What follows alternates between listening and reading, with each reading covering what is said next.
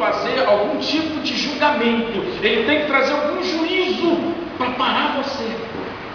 E a gente está, eu posso poder contar aqui N histórias de pessoas que pararam, refletiram e mudaram, porque Deus usou aquele tipo de julgamento, de justiça, de juízo naquele momento.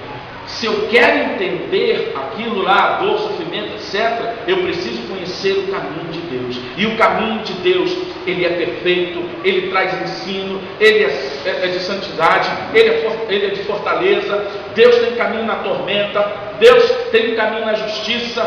E Apocalipse 15:3, aqui fantástico também, Apocalipse 15:3 vai dizer que o caminho de Deus é justo e verdadeiro. O caminho de Deus, Apocalipse 15, verso 3, é um caminho justo e verdadeiro. Então, se eu estou no caminho de Deus, eu não serei injustiçado. Eu não serei injustiçado. E outra coisa, o caminho de Deus é verdadeiro. Eu não vou estar numa mentira.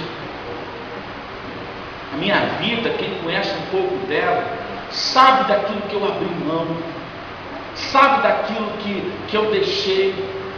E eu me identifico um pouco com o pastor Jorge Leonardo, que também abriu mão. É difícil, é complicado, mas quando você tem certeza que Deus chamou, você não está pedindo a Deus que todo dia Deus encha a sua despensa, Deus pague os seus compromissos, mas você diz: Senhor, o que queres que eu te faça? O que queres que eu faça por ti? Eis-me aqui, o que o Senhor quer de mim? Ao mesmo tempo Deus diz para a gente fala para Ele: Senhor, eis-me aqui, o que o Senhor quer que eu faça? Isso, aquilo outro. Se você está no caminho de Deus, você precisa entender isso. Quinto, indo para o último, para conhecer e entender Deus, você precisa conhecer as leis que Deus estabeleceu. Deus estabeleceu leis, algumas delas nós já falamos aqui, mas eu vou ser bem objetivo nessa lei para a gente fazer a conclusão aqui. Deus estabeleceu 3 leis. Lei significa limite. Deus está limitando. Lei é limitar. Tem as leis divinas, as leis da natureza e as leis dos homens. As leis divinas são aquelas que nós conhecemos nas Escrituras. Se o homem está se dando mal, é porque ele está quebrando as leis divinas. O mundo aí já está quebrando mesmo. Mas eu estou falando, eu e você dentro da casa de Deus. Se alguma coisa está ocorrendo na nossa vida errada, né? Analise aí. Você está obedecendo a lei de Deus? Você tem compromisso com Deus? Você está envolvido nas coisas de Deus? Então, leis divinas. Segundo, as leis da natureza. As leis da natureza, Deus estabeleceu um equilíbrio: terra, mar, céu. Estão vendo aí muito calor, muito frio, as consequências, a própria natureza responde, porque o homem está quebrando princípios que Deus estabeleceu.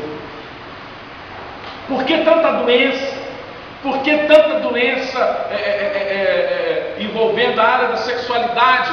Tantas doenças, dengue e tantas outras coisas. O que o governo está fazendo?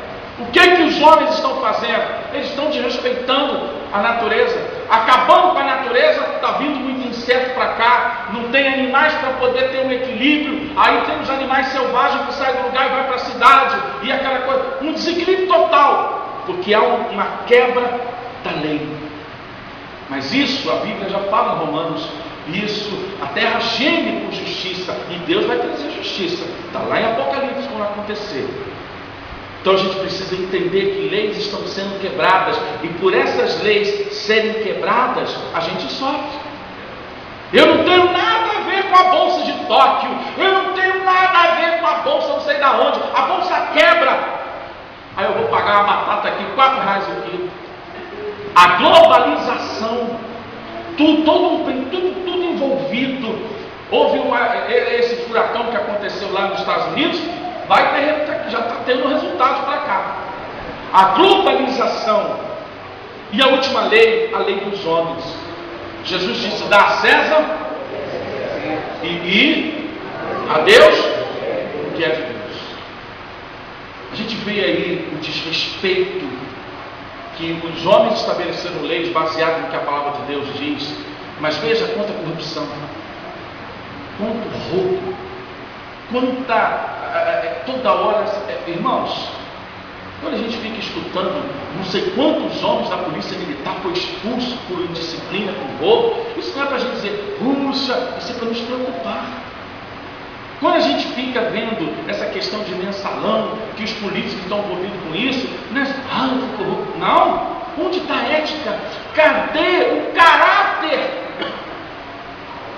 Será que essas pessoas, porque aí de contraponto, a gente encontra um casal de mendigo que acha dinheiro e devolve, que acha coisa que não é dele e devolve, nem tudo está perdido, e a gente fica até, meu Deus, que coisa boa. Mas isso aí é algo que tinha que acontecer normalmente. Parece que quem faz as coisas corretas tem que ser aplaudido. Mas isso está na Bíblia, e isso é o que Deus estabeleceu. Mas essas leis estão sendo quebradas, consequentemente, estamos sofrendo consequências delas. Então a gente precisa entender, que eu não tenho tempo de eu tratar tudo isso aqui, que essas leis quebradas vão refletir naquilo que eu falei lá: desilusão, sofrimento, perda, doença, dor, escassez, dívida, quando tudo parece perdido, quando não há resposta e às vezes o mal aparentemente vence. E agora, irmãos, no último tópico, eu quero ler com vocês Jó 42, alguns até conhecem de cor, versículo 5. Jó 42, verso 5, que diz aí: eu te conhecia só de ouvir, mas agora os meus olhos te veem. Eu te conhecia só de ouvir, mas agora os meus olhos te veem. Aí eu pergunto, isso tudo que a gente, desilusão, sofrimento, perda, doença, dor, escassez, tudo isso aconteceu na vida de Jó? Sim. Aparentemente sim. Tudo aconteceu na vida de Jó. Quando você começa a entender Deus, os caminhos de Deus, a vontade de Deus, a pessoa de Deus, as leis que Deus estabeleceu, você começa a entender quem é Deus. E você vai entender esses pontos que eu estou falando aqui. Eu ainda quero ler Romanos 4, do 17 a 21. Romanos 4, do 17 a 21. Já achamos? Hein? Do 17 a 21, que está falando sobre Abraão. Como está escrito: por pai de muitas nações te constituí, perante no qual creu, o Deus que vivifica os mortos, chama à existência as coisas que não existem. Aleluia. Abraão, esperando contra a esperança, creu, para vir a ser pai de muitas nações, segundo o que lhe fora dito: assim será a sua descendência. E sem enfraquecer na fé, embora levasse em conta o seu próprio corpo amortecido, sendo já de 100 anos e a idade avançada de Sara, não duvidou por incredulidade da promessa de Deus, mas pela fé se fortaleceu, dando glórias a Deus, estando plenamente convicto de que Ele era poderoso para cumprir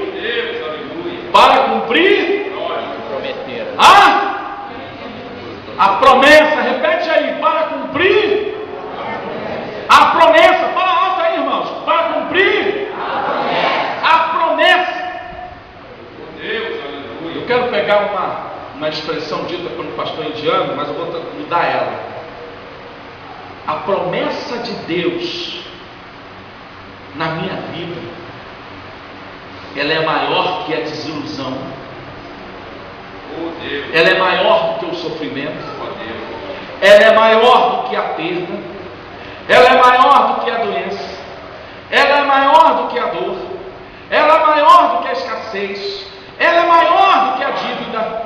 Ela é maior quando tudo parece perdido. Ela é maior quando não há resposta. E ela é maior quando parece que o mal está triunfando. A promessa de Deus é maior. Você crê nisso? Crê não? Ou não crê? Eu não estou conseguindo ver que você crê nisso. Se você não crê, desculpe, você vai continuar sempre lá embaixo. Você não vai conseguir superar a desilusão, porque o Salmo 119 diz que Ele é nossa esperança. Não vai superar o sofrimento, porque diz que nós temos que sofrer por Ele em tudo. Não vai superar a perda, porque Jó vai dizer que Ele deu, Ele tira. Não vai superar a doença, porque o Senhor diz para Paulo, a minha graça te basta. Não vai superar a dor, apesar de Paulo e Silas, suportando a dor, glorificaram a Deus. Não vai superar a escassez, porque em Filipenses 4:11 diz que se você confia, Deus supre. As dívidas, Ele supre. A escassez, você confia. Quando tudo parece perdido, você olha para Deus. Quando não há resposta, você louva o seu nome. Quando o mal parece vir sobre você, há uma promessa que o maligno não toca. Ou eu creio, ou eu não creio. Vamos ficar de pé. Ou eu creio, ou eu não creio. E eu quero hoje desafiar você, meu irmão, minha irmã, que pode estar passando por uma situação dessa, ou todas elas, mas você quer chegar diante do Senhor e dizer para Ele: Senhor, eu quero te conhecer, eu quero conhecer mais a Tua palavra, eu quero conhecer mais a Tua vontade, eu quero conhecer o Teu caminho, eu quero estar dentro do Seu caminho, para que eu possa vencer todas as situações. Irmãos, eu e você estamos no mesmo barco. Eu não sou diferente de você em nada. Eu choro, eu sofro, eu passo por dificuldades, igualzinho a você. Entendeu? Todos nós somos diante de Deus a cobrança do ministério que é maior. Deus cobra mais daqueles que ensinam. E eu quero orar por você agora. Venha em nome de Jesus. Se Deus falou no seu coração e você quer colocar diante dele alguma necessidade, em nome de Jesus, venha, incline já a sua cabeça, feche os seus olhos.